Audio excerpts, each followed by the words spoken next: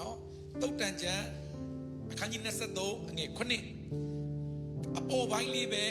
ဖတ်စီပထမတစ်ချောင်းလေးပဲဖတ်ချင်ပါတယ်နော်ပြီးတဲ့အခါမှာ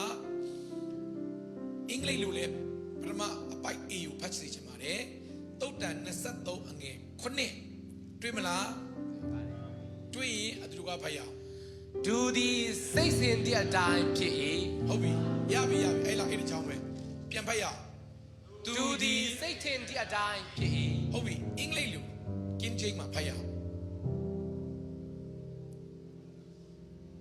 For us he think in his heart so is he ဆိုဒီမှာတုတ်တန်ဆရာကရှောလမုန်မင်းကြီးကဘာပြောလဲဆိုတော့ကျွန်တော်နှလုံးသားရဲ့တွေးခေါ်တဲ့ခါက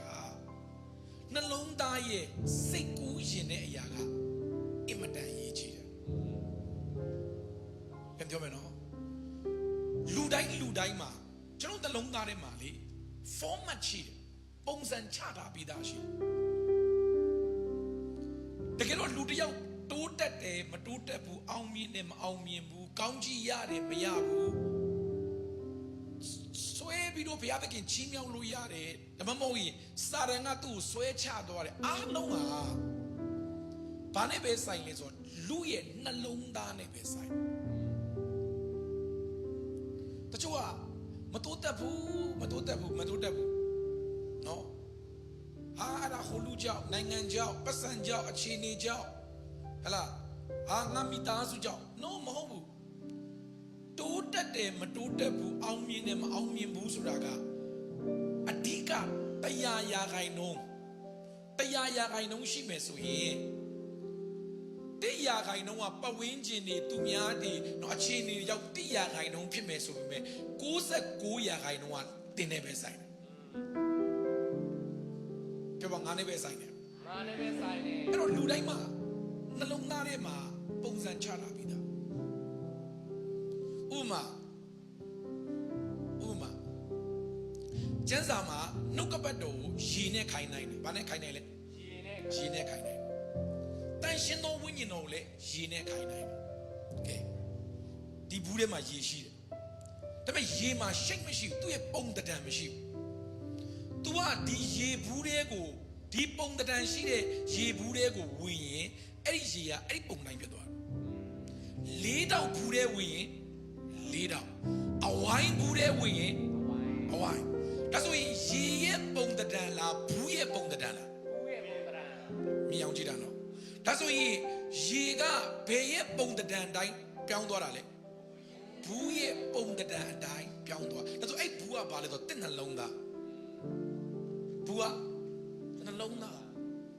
ဒါဆိုရင်တစ်နှလုံးသားကဝိုင်းနေရင်နှုတ်ကပတ်တော်ကတင့်တဲ့ဝင်လာရင်ဘာပဲဖြစ်သွားမလဲ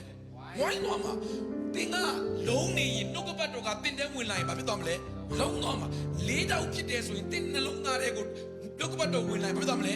၄တောက်ဒါဆိုရင်နှုတ်ကပတ်တော်က၄တောက်ဆိုတဲ့ပုံတံမဟုတ်ဘူးတင်ရဲ့နှလုံးသားဟာအဲ့ဒီ format ရှိလို့ဖြစ်တယ်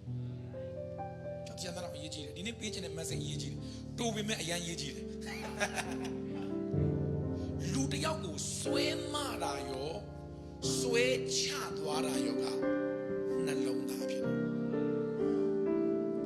လူတယောက်ကိုဆွဲမတာဖျားကတောင်မှကျွန်တော်တို့ကိုဆွဲမခြင်းနှလုံးသားကြောင့်ဆွဲမလို့မရတဲ့သူတွေအများကြီးတချို့ကပြောတယ်ငါ့ကိုစာတန်ဆွဲချတယ် no မဟုတ်စာရန်ဆွဲချတာမို့ခဏနေလဲကျွန်တော်တရားရှင်းပြမယ်ကျွန်တော်တို့ရဲ့နှလုံးသားကိုကဆွဲချလို့ရနေတာ